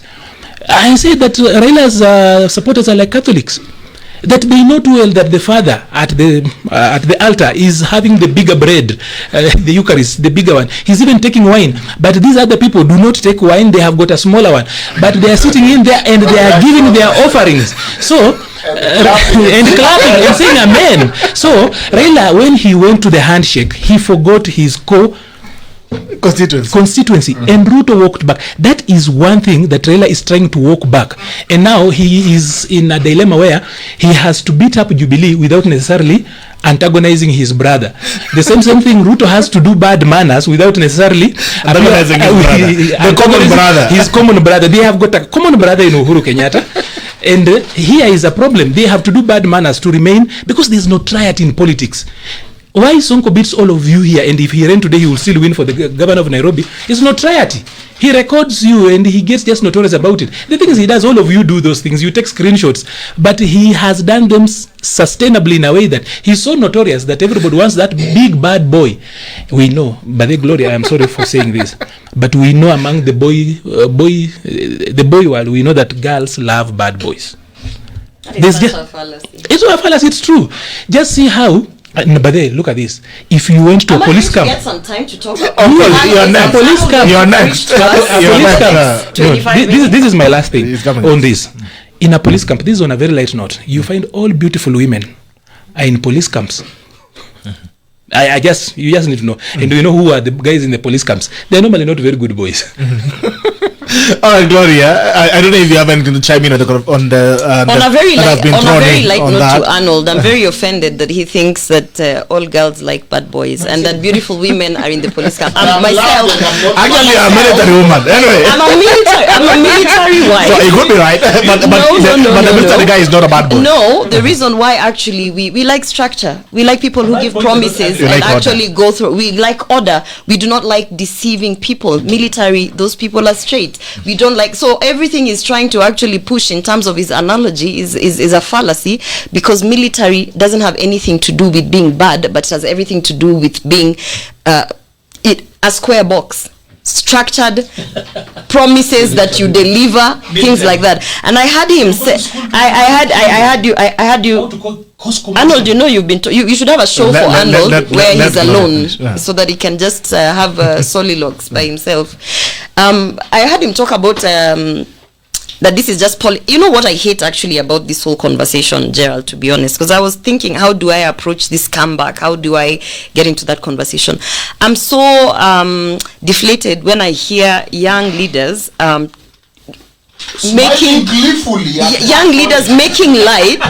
making light of a lot of serious issues. You know, when you say, oh, you know, someone has to be notorious because they have to cheat people, because they have to do this, and to them, you know, to him, when I was listening to Arnold speak, that is exciting. It's exciting to be deceitful. It's exciting to use all sorts of things to actually win the people. It's exciting to see the people who have elected you to bring changes. It's exciting to see them following you blindly like Jesus without actually delivering anything. He's actually excited about that kind of a talk, and that to me is scary, because, you know, going into the next couple of years, 10-20 years, can you imagine that a person like Arnold could stand a chance to actually be the president of this country? Very scary. This is one of those things. This is one of those things, you know, when Trump started talking light about, you know, we have to make America great again, we have to, and this was the conversations that he was having during his campaign before he got into office, and he was trying to mobilize people in the jest of notoriety, like he's talking about. All you white people, you know, you've been feeling disenfranchised, ABCD nini. How did that end? In platinum tears. It ended in Black Lives Matter. It ended in a divided country. It ended in China actually looking over there and saying, endeleni na hizo ujinga zenu, sisi hapa we are about to be impeached thrice. It ended in him being impeached. It ended in deaths of people. So I want to bring back the sobriety to this studio, because you might speak light of certain things like deceitful politics. You might speak light of certain things like how do you win the people without actually having to deliver anything, and actually think that as a leader who has an opportunity to come to a very big station like this to address other young people who are hoping to have a better Kenyan, putting on glasses, you know that you have been given an opportunity to create positive change, but you take that opportunity to toy with it, and that's why I'm a bit disappointed in that conversation.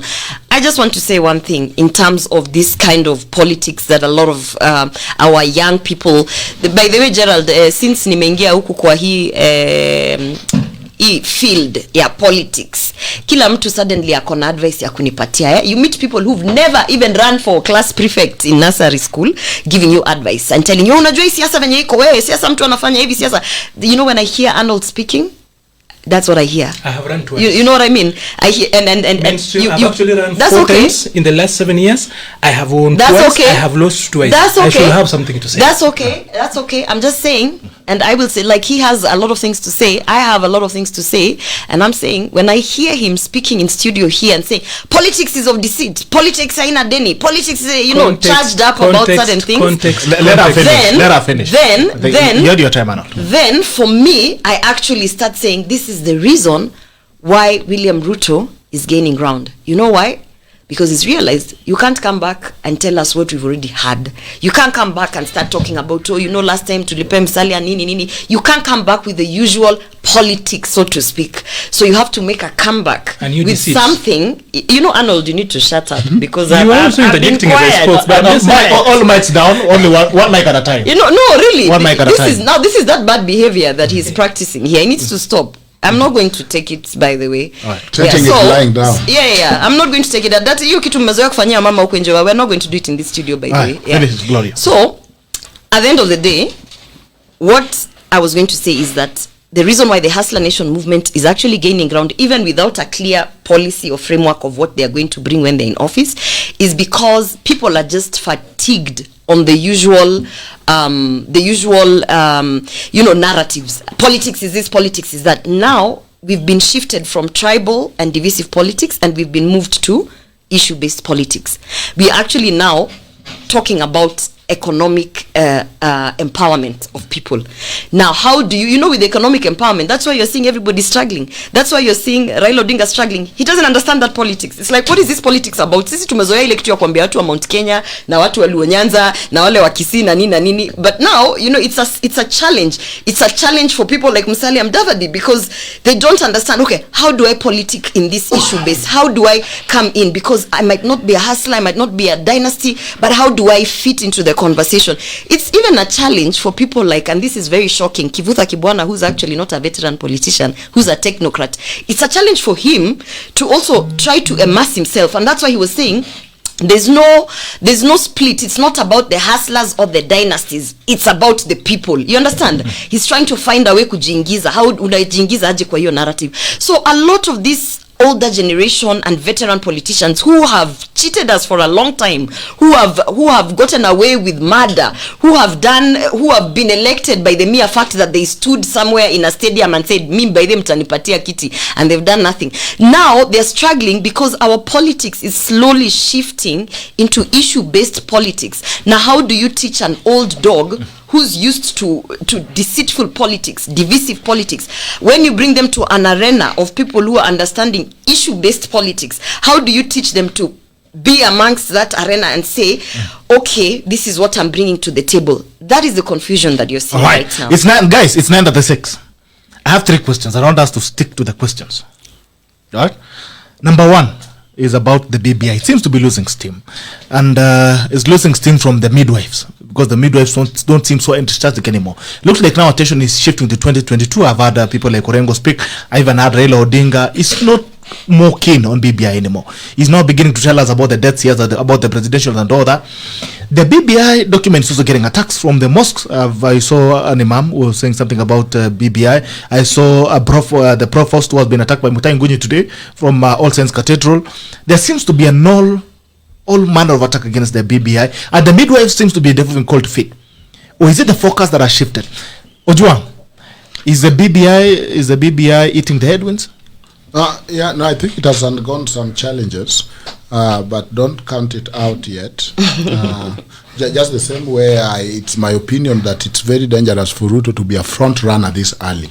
Yes, because there's the journey is still too long, and you are seeing guns blazing against him. So BBI has undergone what a midwife will call a bridge birth. This is when a baby is born bottom first instead of head first, as it's the normal. So that how did you know that? Bridge birth.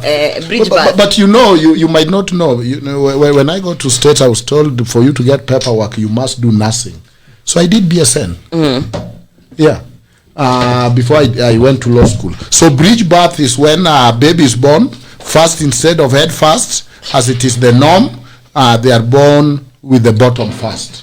That is what has happened, and so it has backfired on the face of everybody. It was a political experiment, and not all political experiment must succeed.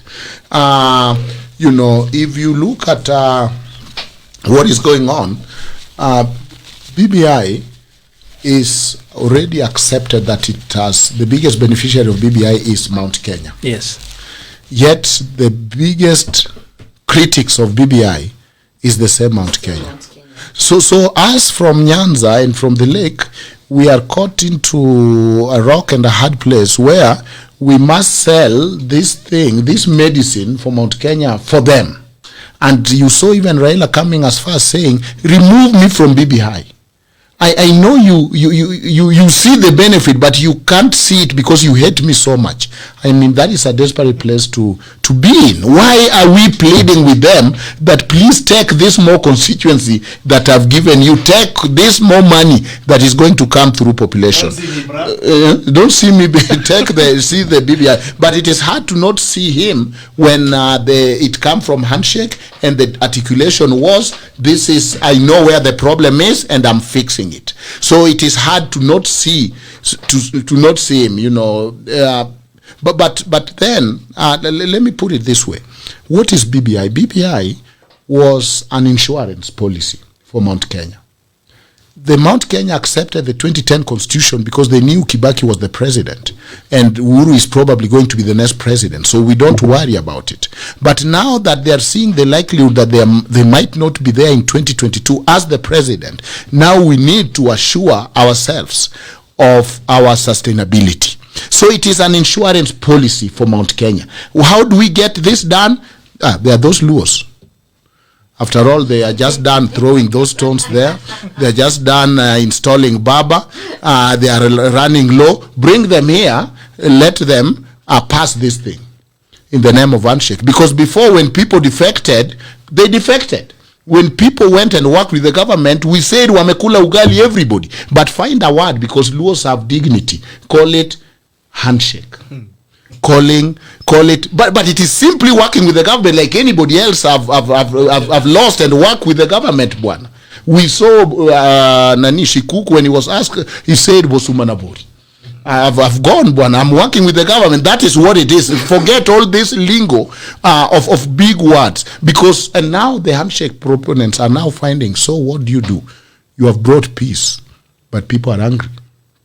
You have brought peace, but here come COVID, which is airborne.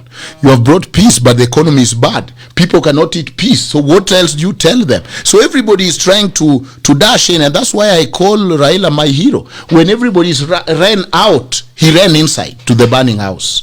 I mean, that is quite a character.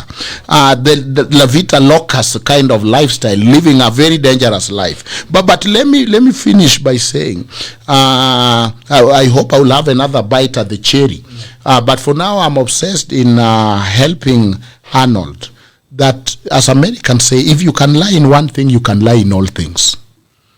If you can lie on this one thing, then you can lie on everything else. There is no small lies or big lies. So if his fear that we lie, public are lied to, it is all within lies. And let us have politics that you say what you mean and you mean what you say. Finally, Africans have a gift. As we practice democracy and we practice rule of law and governance, we are practicing it within African context. And in that African context, Africa have exported something that is uniquely flavored, cooked from African pot, that is agreeing without competing. Africans are ADR people by nature. If you go to my place, the first governor came because people agreed that, you know what, let the governor come from Karachuonyo. Let the senator come from Suba, that is Kajuang. Let the women rep come from Rangwe. That is an African by nature, that he takes this democracy, internalize it, and look at it in terms of his culture. If you ask the wonderful lady here, she will tell you in Babasi will say, you know what, now let us support that clan. There's nothing wrong with that. Agreeing without doing what? Competing. So there's nothing retroactive or retrogressive by saying, you know what, as a community, this is our plan. The problem comes when you jump that plan. And then you are saying you are addressing it in BBI, divisive election. But you are standing in a valley of broken dreams and broken promises. So what are you addressing in that damn document when you cannot live up to your own words? So I think that, I believe that when somebody can lie, and to me, I don't see how we can move on as a country when we can say words mean nothing. That we can just say, I can summon everybody and summon a community and summon even the dead. You can apologize to the living, but can you apologize to the dead? Can you apologize to that Luo who died because knowing that Kibaki had promised to give them presidency? Me, I'm here, you can apologize to me. But can you apologize to them? Can you apologize to that Kalenjin who died not seeing the dream but died knowing even if I'm resting in this box, I know that 2022 future is sour. we need to empathize with the dead too, Arnold. Gloria, Gloria, I'll draw it to you. Do you think BBI is losing steam? Is it eating the headwinds? I think BBI is a conversation that even the initiator of the whole movement has agreed without telling us to shelve. The moment we saw ODM putting out an advertisement saying they are now looking for a presidential candidate, that you have to pay 1 million and follow and all those prerequisites that they had. The moment we saw them shifting and saying, let's strengthen our party, we saw Edwin Sifuna saying that they are ensuring that their grassroots framework are, in place. That was the moment BBI died. Because I think somebody, hopefully, I hope Winnie Odinga sat the father down and told the father, listen, we need to change tact, because all the by-elections that have been ongoing right now, we've seen ODM losing ground. I'm not talking just about Msambweni. I'm talking about the ones that are coming up in March. We have a by-election in Kisii for award Kiamo Kama for an MCA. We have by-elections in Machakos. We have all these by-elections that we have. ODM has realized even just fielding a candidate is becoming difficult because their focus has been so much on this Building Bridges initiative, which Mount Kenya has dropped like a hot potato. So it does not look like it's going to be a campaign platform that they will ride on. So for me, if you ask me where BBI is, the only person that I am seeing is strongly trying to still push that agenda is actually Gideon Moi. For whatever reason, he is still very passionate about it, and he's actually trying to ensure that we come to a place where we have a referendum. I've seen a couple of headlines where we've seen the AG saying that we cannot have the multiple choice option, which we had said. It's something that we had pushed for, because I actually, as much as I'm not a BBI supporter and I don't really want to talk about building bridges when people are suffering from the COVID-19 pandemic impact, I think there's some good things in there that even as a person who's running for member of parliament or Wasi constituency, I stand to benefit. For instance, when they are saying that some of the cabinet secretaries would come from parliament, they would come from the elected member of parliament, that is a position that I stand to gain from. If I actually, win that seat of Wasi constituency, then I stand to, and especially because I'm a woman, I actually stand to position myself in a way that not only am I an elected member of parliament, but because of my gender, I would like to represent certain things, and also because I'm a youth and I've been pushing for the youth agenda, kindly could I please be given the cabinet secretary for youth? So there are some certain good things in there that I stand to benefit as a person, but I don't believe that this is the time that we should have a conversation about building bridges. And I think there's so much happening in terms of just the political arena and the heightened nature of how our communities are living, that I think throwing in a referendum would just be really pushing people to the edge. So I think it's dead. And I think Raila Odinga and ODM also understand that BBI is dead. I think they're smart enough to have switched focus to strengthen the party, even if they're hoodwinking us with this strange idea, fallacy, that they're actually recruiting for a presidential candidate. I think they're fundraising. ODM needs money. They are fundraising so that they can come up with the next campaign platform, because BBI is not going through.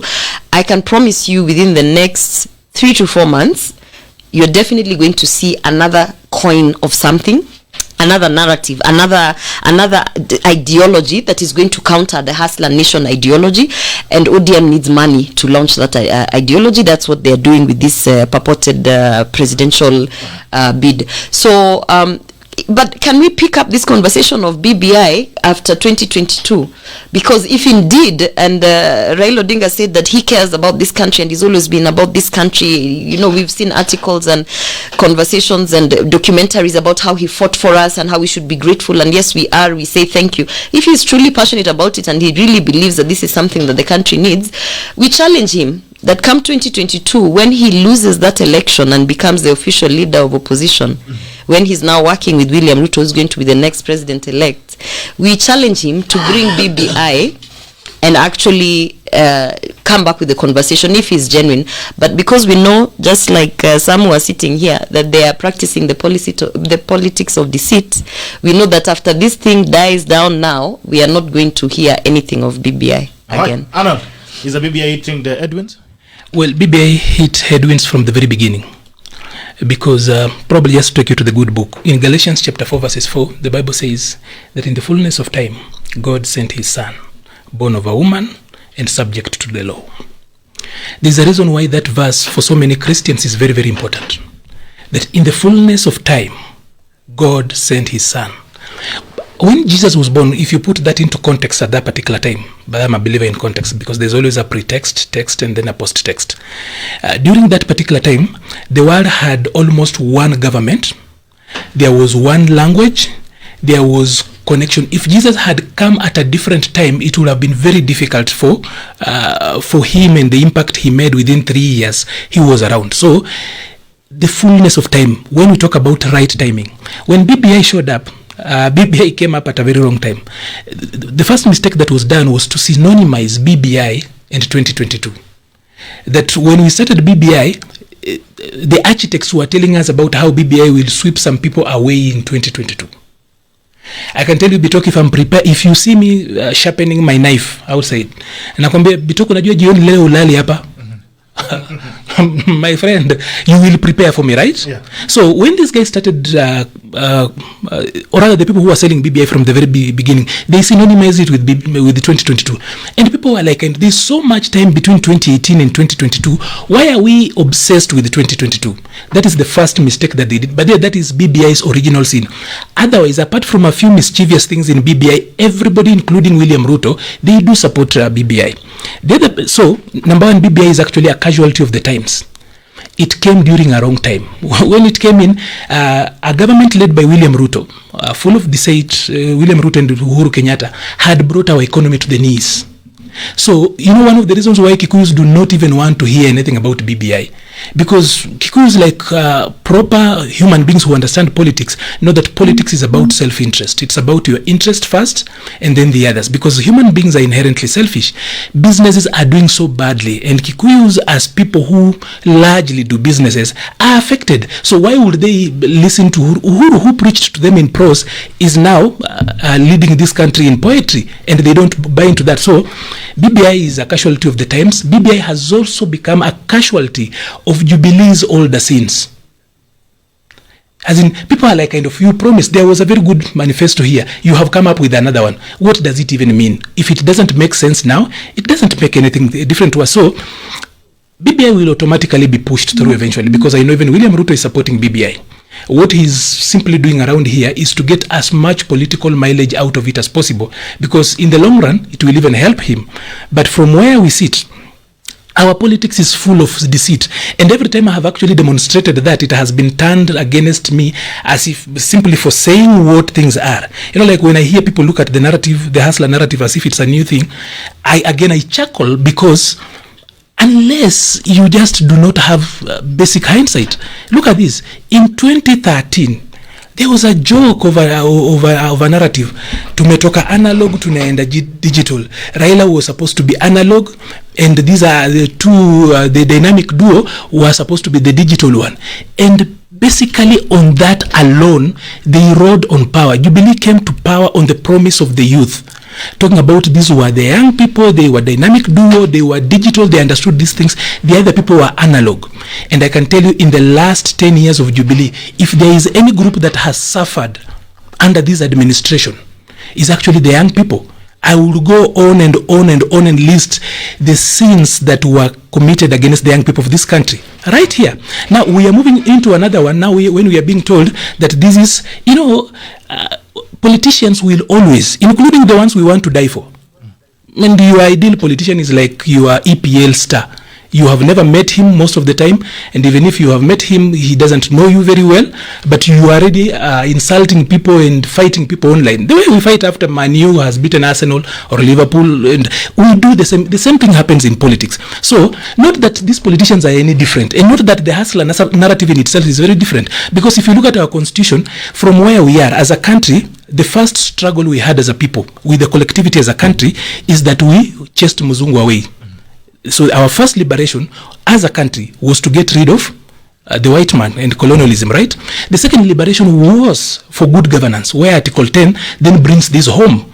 There is so much, I don't want to go into that. Right. Then the third, and in my opinion, the final liberation is already in the Constitution. That is Article 43, socio-economic empowerment. That it doesn't matter for me if I am in a free country, where we chased out Muzungu, we are independent.